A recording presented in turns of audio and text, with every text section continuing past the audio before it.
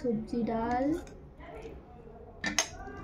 আর এখানে পেঁয়াজ কলি দিয়ে আলু দিয়ে ফুলকপি দিয়ে তরকারি আর এখানে গরম গরম ডিম ভাজা আর এখানে খাবো।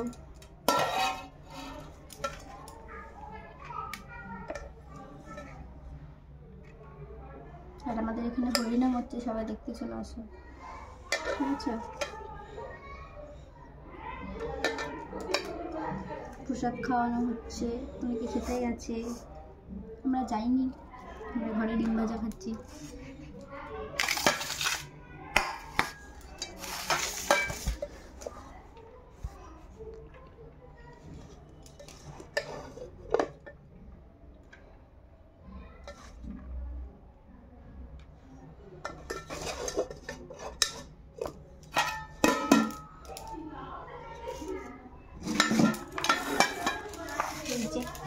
দুপুরের মেনু, তো চলো খাওয়া দাওয়া করে নিই।